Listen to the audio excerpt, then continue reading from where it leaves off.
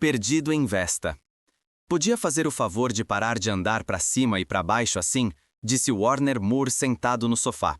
Não fará bem a nenhum de nós dois. Pense em nossas bênçãos. Continuamos com ar, não continuamos?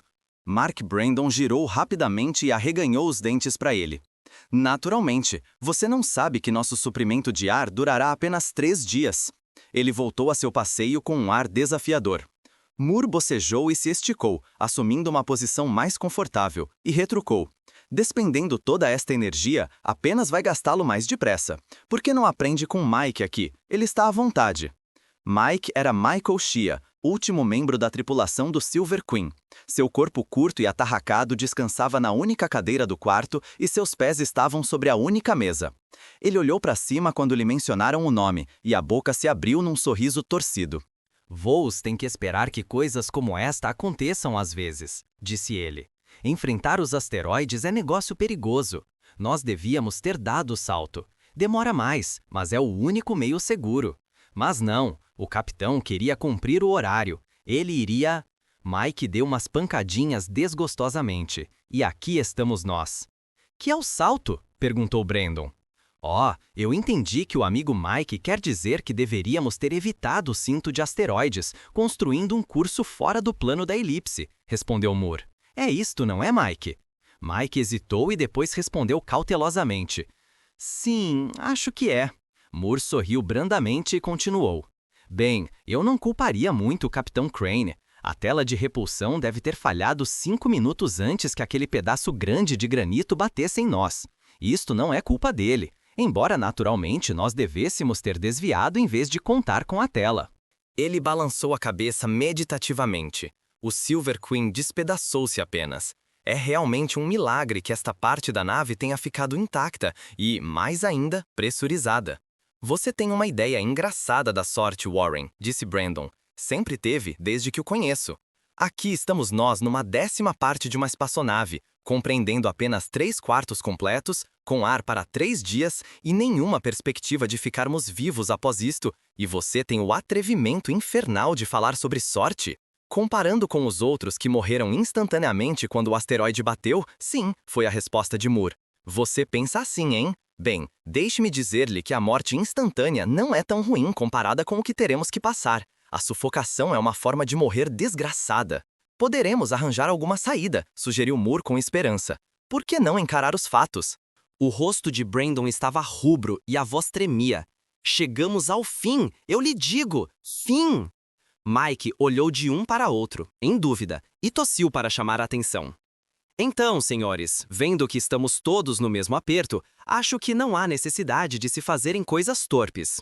Ele apanhou uma pequena garrafa no bolso, cheia de líquido verde. Isto é Grade A Jabra. Não estou muito orgulhoso de dividi-lo, e o divido assim mesmo. Brandon revelou os primeiros sinais de prazer depois de todo o dia. Jabra, água marciana, por que você não disse isto antes? Mas, quando ele se esticou para apanhá-la, uma mão firme caiu-lhe sobre o pulso. Olhou para cima, nos olhos azuis e calmos de Warren Moore. Não seja imbecil, tornou Moore. Não há o bastante para nos embriagar durante os 3 dias. O que é que você quer fazer? Dê um gole agora e depois morra bem sóbrio.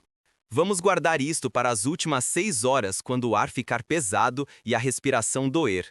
Então acabaremos com a garrafa e nunca saberemos quando o fim chegar, ou não nos importaremos. A mão de Brandon caiu com relutância. Maldito, Warren, você sangraria gelo se fosse ferido. Como é que você pode pensar num momento como este? Ele se moveu em direção a Mike e a garrafa foi guardada outra vez. Brandon encaminhou-se para a claraboia e olhou para fora. Moore se aproximou e colocou um braço gentilmente sobre os ombros do mais jovem. Por que tornar tudo mais difícil, homem? Perguntou. Você não durará muito neste ritmo. Dentro de 24 horas, você estará louco se continuar assim. Não houve resposta. Brandon olhava amargamente para o globo que enchia a claraboia quase que inteiramente e Moore continuou. Observar Vesta também não lhe fará nenhum bem. Mike Shea arrastou-se até a claraboia. Estaríamos a salvo se, ao menos, estivéssemos lá em Vesta. Há pessoas lá. A que distância estamos? Não mais de 400 ou 500 quilômetros, julgando pelo seu tamanho aparente, respondeu Moore. Lembre-se que tem apenas 300 quilômetros de diâmetro. A 400 quilômetros da salvação, murmurou Brandon. Poderíamos estar a 1 milhão, da mesma forma, se houvesse meio de sairmos da órbita que este fragmento estragado adotou.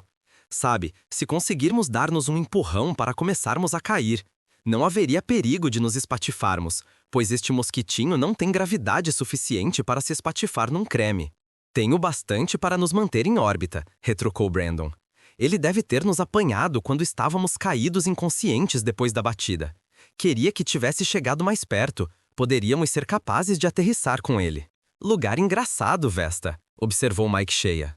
Eu estive lá embaixo 2 ou 3 vezes. Que droga! É todo coberto de uma matéria que parece neve. Apenas não é neve. Eu me esqueci como é que eles chamam. Bióxido de carbono gelado? Prontificou-se Moore. Sim, gelo seco. Aquele carbono. É isso. Dizem que é o que faz Vesta ser tão brilhante. Naturalmente, isso a faz muito branca.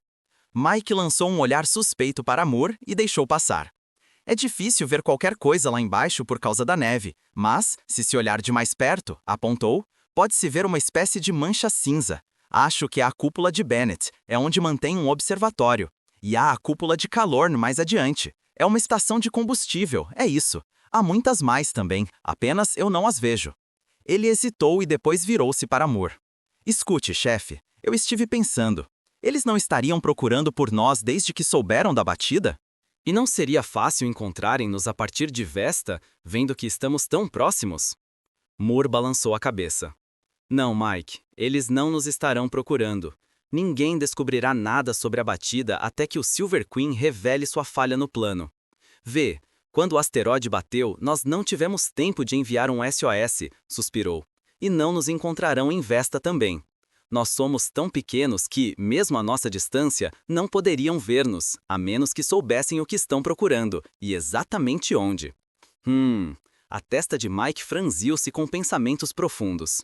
Então, nós temos que chegar a Vesta antes de 3 dias. Nós temos o fundamento da questão, Mike. Agora, se apenas soubéssemos como consegui-lo, hein? Brandon explodiu de repente. Vocês dois querem parar com esse bate-boca infernal e fazer alguma coisa?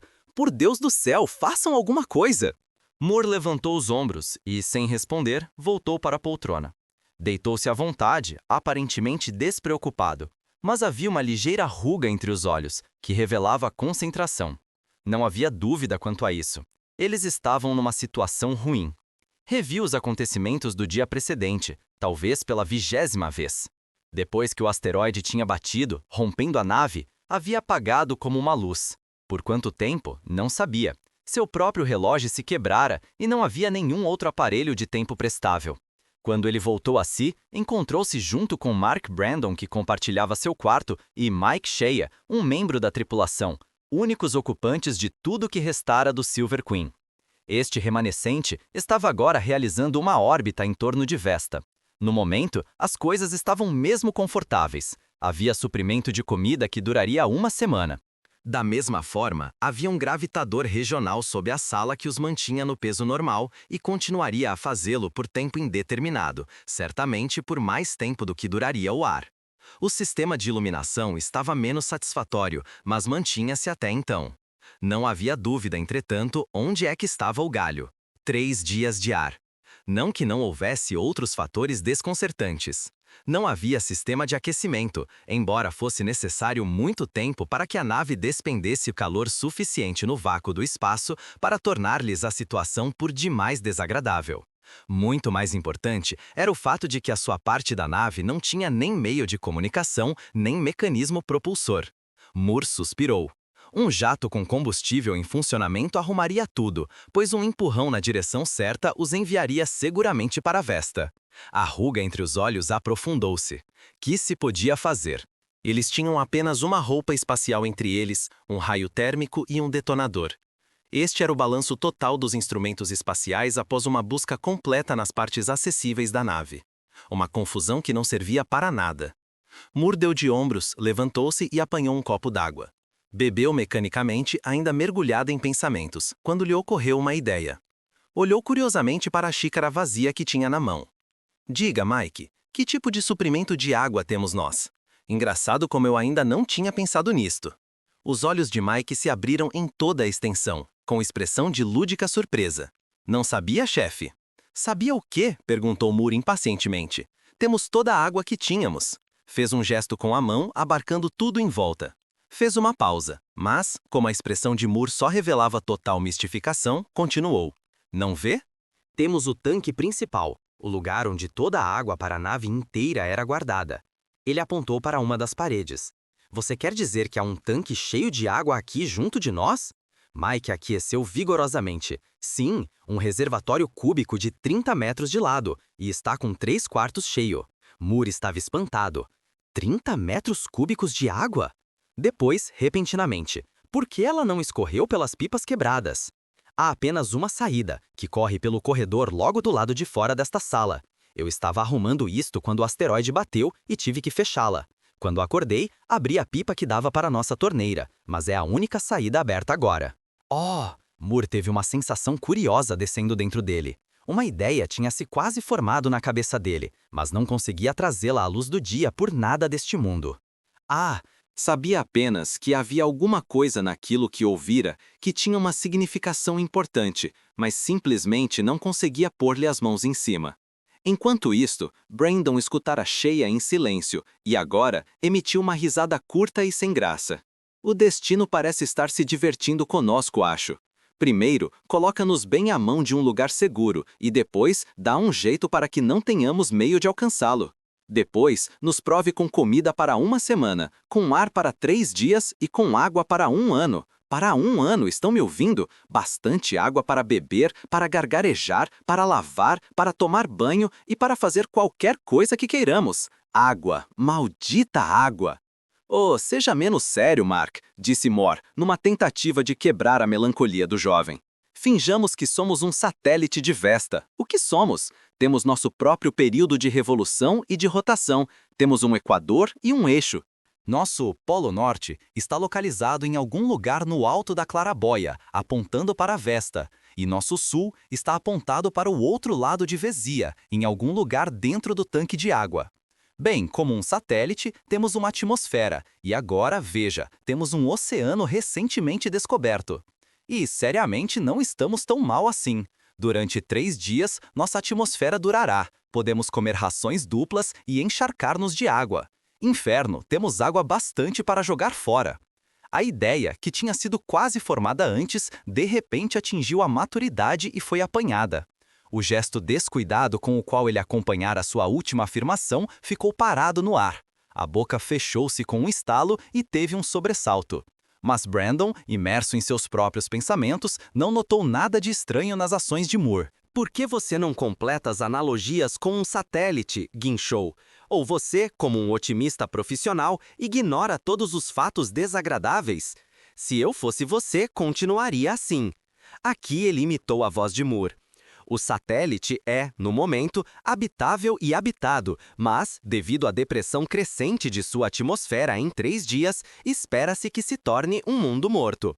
Bem, por que não responde? Por que persiste em fazer piada com tudo isto? Você não pode ver? O que é que há? A última frase foi uma exclamação de surpresa, pois certamente as ações de Moore mereciam surpresa. Ele se levantara de repente e, após ter se dado um tapinha na testa, permaneceu duro e silencioso, olhando à distância, com as pálpebras fechando-se gradualmente. Brandon e Mike Shea o observavam com espanto mudo. De repente, Moore explodiu. Ah, consegui! Por que não pensei nisto? Suas exclamações foram se degenerando, até ficarem ininteligíveis. Mike apanhou a garrafa de Jabra com um olhar significativo, mas Moore a afastou com impaciência. Enquanto isto, Brandon, sem nenhum aviso, estendeu à direita, atingindo o surpreso Moore bem no queixo, derrubando-o. Moore rosnou e esfregou o queixo. Um tanto indignado, perguntou, qual a razão disso? Levante-se e eu farei outra vez, gritou Brandon. Não posso mais suportá-lo. Estou doente e cansado de ouvir pregações e ter que ouvir sua conversa de Poliana. Você é o que está ficando louco. Louco nada, apenas um pouco superexcitado, é tudo. Escute, pelo amor de Deus, eu acho que sei um jeito. Brandon olhou para ele com maldade. Você sabe, é? alimenta nossas esperanças com um esquema idiota e depois descobre que não funciona. Eu não o quero, está me ouvindo? Vou encontrar uma utilização real para a água, afogá-lo e economizar um pouco do ar, além do mais. Moore perdeu a paciência. Escute, Mark, você está fora disto. Eu vou fazer tudo sozinho. Eu não preciso de sua ajuda e não a quero. Se você está tão certo assim de morrer e com tanto medo, por que não acaba com a agonia? Nós temos um raio térmico e um detonador, ambas as armas em bom estado. Aproveite e mate-se. Shea e eu não vamos interferir. Os lábios de Brandon se torceram num último gesto fraco de desafio, e então, repentinamente, capitulou, completa e abjetamente. Está bem, Warren, estou com você. Eu acho que não sabia o que estava fazendo. Não me sinto bem, Warren. Ah, tá bem, rapaz. Moore estava realmente com pena dele. Tenha calma, eu sei como você se sente. Acontece comigo também. Mas você não deve ceder. Lute ou você ficará louco completamente. Agora, tente apenas, durma um pouco e deixe tudo comigo. As coisas ainda darão certo. Brandon, apertando a mão contra a testa dolorida, cambaleou até a poltrona e caiu. Soluços silenciosos balançavam-lhe o corpo, enquanto Moore e Shea permaneciam em silêncio embaraçoso ao lado. Finalmente, Moore acotovelou Mike. Venha, sussurrou, vamos trabalhar, vamos aos lugares. A cabina pressurizada 5 é no fim do corredor, não é? Shea concordou e Moore continuou. É impermeável ao ar? Bem, disse Shea após pensar um pouco. A porta de dentro é, naturalmente, mas eu não sei nada sobre a de fora. Tudo o que eu sei é que deve ser uma peneira. Sabe, quando testei a parede quanto à impermeabilidade do ar, não ousei abrir a porta interna, pois se houvesse alguma coisa de errado com a externa, bum! O gesto que se seguiu foi bem expressivo. Então, nos cabe descobrir o que há com a porta externa agora mesmo. Eu tenho que sair lá para fora de algum modo e simplesmente temos que nos arriscar. Onde é que está a roupa espacial? Ele arrebatou a única roupa de seu lugar no armário, jogou-a sobre os ombros e tomou o caminho no longo corredor que ia até o lado da porta. Passou por portas fechadas que continham, atrás de barreiras impermeáveis de ar, quartos de passageiros anteriormente, mas que eram agora meras cavidades, abertas para o espaço. No fim do corredor estava a porta bem fechada da cabina pressurizada. Moore parou e observou, avaliando-a. Parece tudo bem, disse ele, mas naturalmente não se pode dizer como está lá fora. Meu Deus, espero que funcione. Franziu a testa. Naturalmente, poderíamos usar todo o corredor como cabina pressurizada, com a porta de nossa sala como porta interna e esta como porta externa, mas isto significaria a perda da metade de nosso suprimento de ar. Não podemos suportar isto ainda. Virou-se para Shea. Está bem, agora. O indicador mostra que a fechadura foi usada pela última vez para se entrar, então deve estar cheia de ar. Abra a porta ligeiramente e, se houver um assobio fino, feche-a rapidamente. Aqui vai, e a manivela girou sobre um dente. O mecanismo havia sido severamente abalado durante o choque da batida, e seu funcionamento silencioso anterior tinha dado lugar a um som duro e rangente, mas ainda estava em serviço. Uma linha preta fina apareceu no lado esquerdo da fechadura, marcando onde a porta tinha deslizado, uma fração de milímetro nos seus encaixes. Não havia assobio. O olhar de ansiedade de Moore diminuiu um pouco. Apanhou um cartão do bolso e colocou-o na fenda. Se o ar estivesse escapando, o cartão teria ficado lá, empurrado pelo escape de gás. Caiu no chão. Mike Shea passou o dedo indicador na boca e depois o colocou contra a fenda. Graças a Deus, suspirou. Nenhum sinal de corrente de ar. Bem, bem. Abra bem. Vá em frente. Um outro dente e a fenda se abriu mais. E ainda nenhuma corrente de ar. Vagarosamente, sempre vagarosamente, dente por dente, ele abriu a passagem cada vez mais. Os dois homens seguraram a respiração, com medo de que, em Botfa não estivesse realmente perfurada, a porta externa tivesse sido tão enfraquecida que cederia a qualquer momento. Mas ela se mantinha. Moore estava jubilante enquanto se enfiava na roupa espacial. As coisas estão indo bem, Mike. Você sente-se aqui e espere por mim. Eu não sei quanto tempo demorarei, mas vou voltar. Onde é que está o raio térmico? Você está com ele? Shea mostrou e perguntou. Mas o que é que você vai fazer? Eu gostaria de saber. Moore parou quando ele já ia afivelar o capacete. Você me ouviu dizer lá dentro que tínhamos água bastante para jogarmos fora? Bem, eu estive pensando muito e esta não é má ideia. Vou jogá-la fora. Sem nenhuma outra explicação, pisou dentro da cabina, deixando atrás de si um Mike Shea muito confuso. Foi com o coração pesado que Moore esperou que a porta externa abrisse. Seu plano era extraordinariamente simples, mas podia não ser fácil executá-lo. Havia um som de encaixes chiando e engrenagens arranhando. O ar afastado pelo nada. A porta diante dele abriu-se alguns milímetros e emperrou. O coração de Moore gelou ao pensar por um momento que ela não abriria. Mas, após alguns empurrões preliminares, a barreira cedeu no resto. Ele ligou o gancho magnético e, muito cautelosamente, colocou um pé no espaço. Desajeitadamente, procurou seu caminho ao lado da nave. Nunca estivera do lado de fora de uma nave no espaço aberto assim, e um pavor imenso o tomou enquanto se pendurava lá, como uma mosca, no seu poleiro precário. Fechou os olhos e durante 5 minutos permaneceu ali, agarrando-se às faces macias do que foram uma vez o Silver Queen. O gancho magnético mantinha-o firme, e, quando abriu os olhos outra vez, encontrou sua autoconfiança numa certa medida. Olhou em torno de si. Pela primeira vez, depois da batida, via as estrelas em lugar da visão de Vesta permitida pela claraboia. Ansiosamente buscou nos céus o pequeno ponto azul e branco que era a Terra. Ele sempre se divertira com o fato de que a Terra era sempre o primeiro objeto procurado pelos viajantes espaciais quando olhavam as estrelas. Mas agora não lhe ocorria o humor da situação. Entretanto, sua busca foi em vão. De onde ele estava, a Terra era invisível. Tanto ela quanto o Sol deviam estar escondidos atrás de Vesta. Além disto, havia muito mais coisas que ele não podia deixar de notar.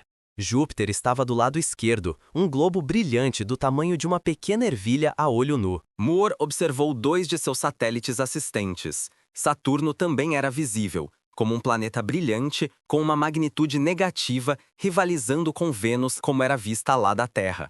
Moore esperara que um grande número de asteroides seria visível, perdidos como estavam no cinto dos asteroides, mas o espaço parecia surpreendentemente vazio. Certa vez, achou que via um corpo lançado passando a poucas milhas, mas a impressão viera e partira tão repentinamente que não podia jurar que não fosse fantasia sua. E então, naturalmente, havia Vesta. Quase diretamente abaixo dele, ela luzia como um balão enchendo 1/4 do céu. Flutuava firmemente, branca como neve, e Moore olhou para ela com um desejo ansioso. Um pontapé bem forte contra a face da nave, pensou ele, poderia iniciar sua queda em direção à Vesta. Ele precisava aterrissar seguramente e arranjar auxílio para os outros. Mas o risco de que ele simplesmente caísse numa nova órbita de Vesta era grande demais. Não, tinha que ser melhor do que isso. Tal coisa lembrou-lhe que não tinha muito tempo a perder. Examinou a face da nave, procurando o tanque de água. Mas tudo que podia ver era uma selva de paredes recortadas, despedaçadas e cheias de pontas. Hesitou. Evidentemente, a única coisa a fazer era dirigir-se para a claraboia iluminada e procurar o tanque de lá. Cuidadosamente, arrastou-se ao longo da parede da nave. Não mais que a 4 metros da cabina, a regularidade terminava abruptamente. Havia uma cavidade escancarada que Moore reconheceu como tendo sido antes o quarto junto do corredor no outro extremo. Arrepiou. Suponha-se que ele encontrasse um corpo morto em um destes quartos. Ele conhecera a maioria dos passageiros, muitos deles pessoalmente. Mas superou sua melindrosidade e forçou-se a continuar a precária viagem até o objetivo. E aqui encontrou a primeira dificuldade prática. O quarto era feito de material não ferroso em muitas partes. O gancho magnético era destinado ao uso sobre películas externas, somente, e não tinha nenhuma serventia através de todo o interior da nave. Moore esquecera-se disto, quando repentinamente começou a flutuar, com seu gancho desligado. Esticou-se e agarrou-se numa ponta próxima. Vagarosamente, arrastou-se até um lugar seguro. Deitou-se por um momento quase sem fôlego. Teoricamente, ele deveria não ter peso aqui fora no espaço. A influência de Vesta era negligenciável, mas o gravitador regional sob seu quarto estava funcionando. Sem o equilíbrio dos outros gravitadores, tendia a colocar-se sob forças variáveis e repentinamente mutáveis, à medida que mudava sua posição. Para seu gancho magnético, liberá-lo repentinamente podia significar lançá-lo fora da nave de uma vez. E então? Evidentemente, isto ainda seria mais difícil do que pensara. Apalpou o caminho para frente, testando cada ponto para ver se o gancho agarraria. Algumas vezes, tinha de fazer trajetos longos e circulares para ganhar alguns centímetros à frente, e outras vezes era forçado a correr e deslizar entre peças de material não ferroso.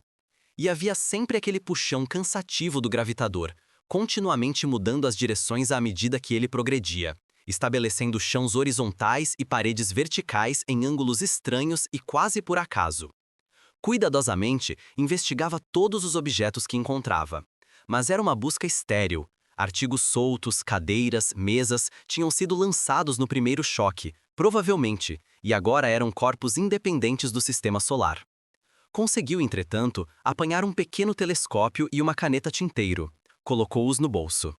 Não tinham valor nas condições atuais, mas pareciam tornar mais real, de alguma forma, esta viagem marcava em torno da nave morta.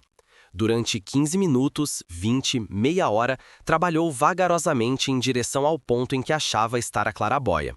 O suor escorria-lhe por sobre os olhos e tornava-lhe os cabelos uma espécie de massa molhada. Os músculos começavam a doer sob um esforço desusado. A cabeça, já esgotada pela prova do dia anterior, começava a vacilar, a pregar-lhe peças. O rastejo começava a parecer eterno, alguma coisa que sempre existira e que existiria para sempre. O objetivo da viagem, aquilo pelo qual ele estava lutando, parecia sem importância. Sabia apenas que era necessário mover-se. O tempo, uma hora atrás, quando estivera com Brandon e Shea, parecera confuso e perdido no passado distante.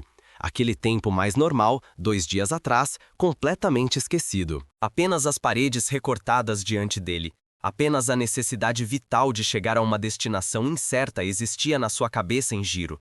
Agarrar, esticar, puxar. Procurar as ligas de ferro. Para cima e para dentro de buracos que foram quartos e fora outra vez. Sentir e puxar, sentir e puxar. E, uma luz. Moore parou. Se não estivesse preso à parede, teria caído. De algum modo, esta luz parecia esclarecer as coisas. Era a clarabóia, não aquelas escuras pelas quais passara, mas viva e acesa. Atrás dela estava Brandon. Respirou fundo e sentiu-se melhor, com a cabeça leve. E agora o caminho estava limpo para ele.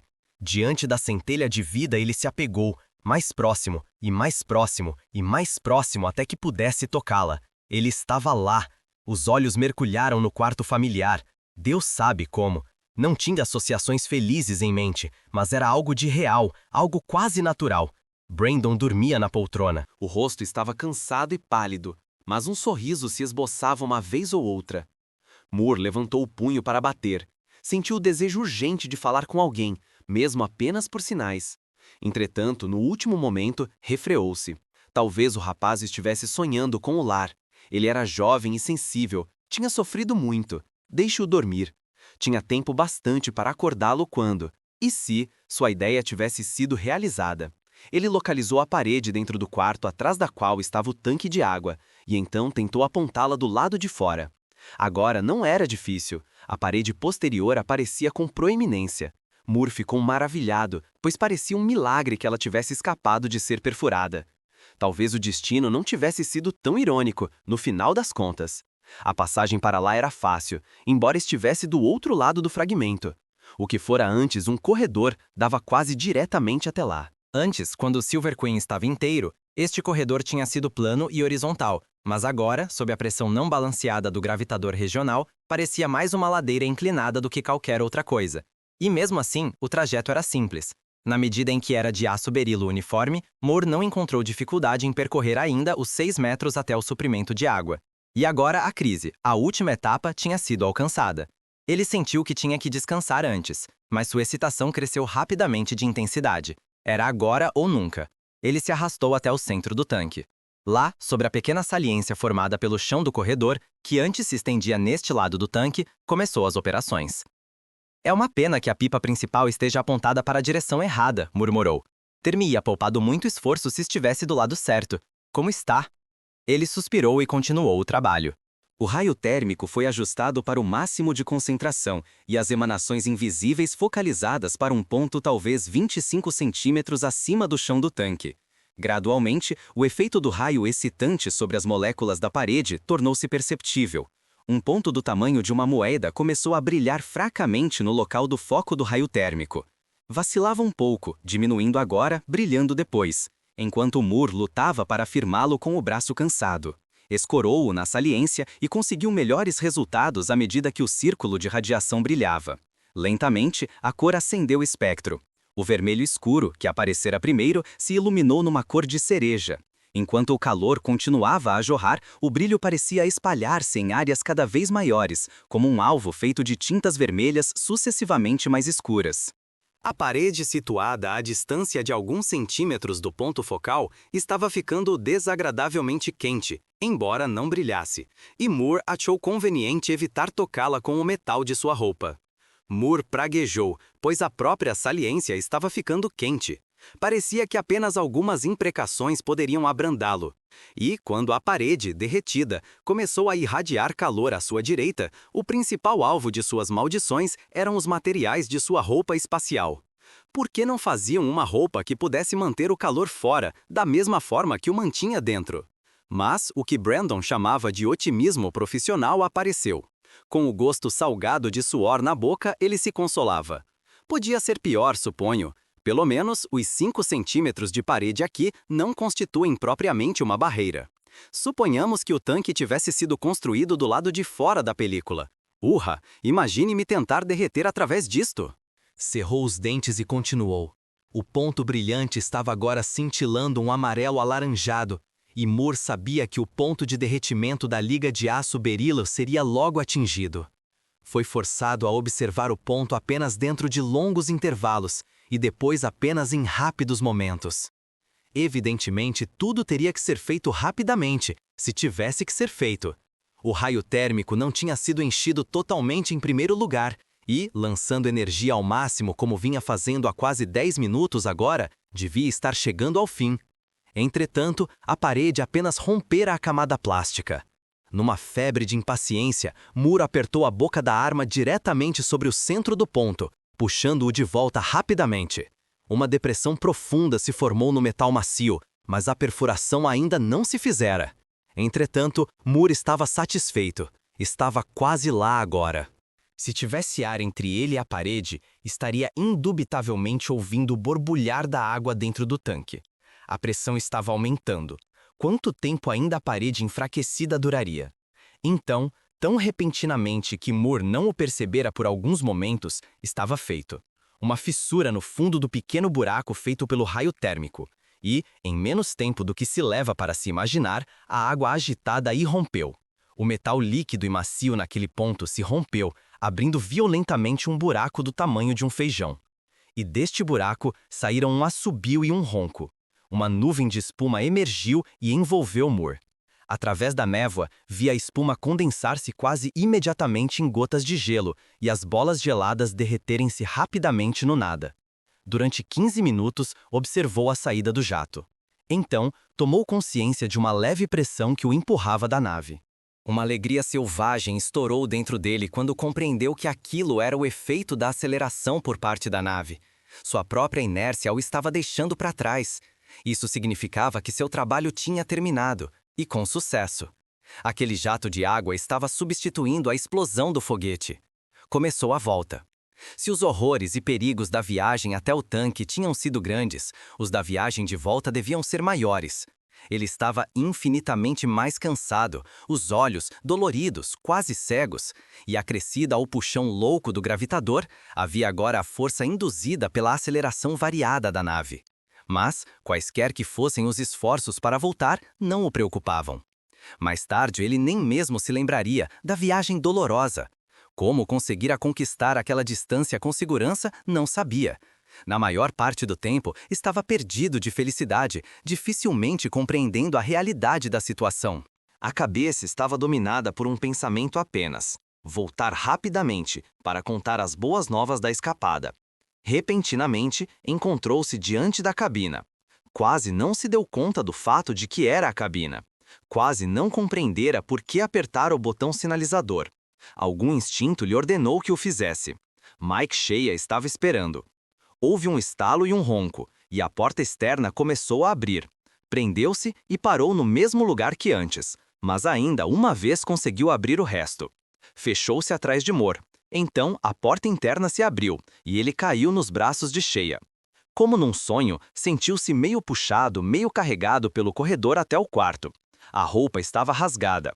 Um líquido quente ardeu-lhe na garganta. Moore engasgou, engoliu e se sentiu melhor. Shea guardou a garrafa de Jabra mais uma vez. As imagens confusas e manchadas de Brandon e de Shea diante dele se firmaram e tornaram-se sólidas. Moore limpou o suor de seu rosto com a mão trêmula e ensaiou um sorriso fraco. Espere, protestou Brandon. Não diga nada. Você parece semi-morto. Descanse, está bem. Mas Moore balançou a cabeça. Numa voz rouca e arranhada, narrou da melhor maneira que pôde os acontecimentos das últimas 2 horas. O conto estava incoerente, dificilmente inteligível, mas maravilhosamente impressionante. Os 2 ouvintes mal respiravam durante a narrativa. Você quer dizer, gaguejou Brandon, que o repuxo de água nos está empurrando para a Vesta como uma descarga de foguete? Exatamente, a mesma coisa que uma descarga de foguete, arquejou Moore. Ação e reação. Está localizado no lado oposto de Vesta, assim nos empurrando em direção à Vesta. Shea estava dançando diante da claraboia. Ele está certo, Brandon, meu rapaz. Você pode ver a cúpula de Bennett clara como o dia. Estamos chegando lá! Estamos chegando lá! Moore sentiu-se recuperar. Estamos nos aproximando numa trilha espiralada por causa da órbita original. Aterrissaremos em 5 ou 6 horas, provavelmente. A água durará por muito tempo, e a pressão é ainda grande, na medida em que a água jorra como vapor. Vapor? Na temperatura baixa do espaço? Brandon estava surpreso. Vapor? Na baixa pressão do espaço? Corrigiu Moore. O ponto de ebulição da água cai com a pressão. É mesmo muito baixo no vácuo. Mesmo o gelo tem uma pressão de vapor suficiente para sublimar. Sorriu. Na verdade, ela gela e ferve ao mesmo tempo, observei. Uma pequena pausa, então. Bem, como se sente agora, Brandon? Muito melhor, hein? Brandon corou e abaixou o rosto. Procurou palavras durante alguns momentos. Finalmente, disse quase num suspiro. Sabe, eu devo ter agido como um idiota e um covarde no início.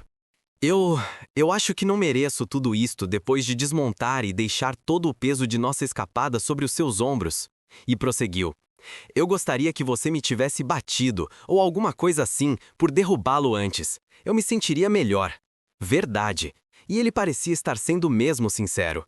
Moore lhe deu um empurrão aflitivo. Esqueça-o. Voos nunca saberá como eu estive perto de desmoronar. Elevou a voz para abafar outras desculpas da parte de Brandon. Ei, Mike, pare de olhar através desta claraboia e traga a garrafa de Jabra.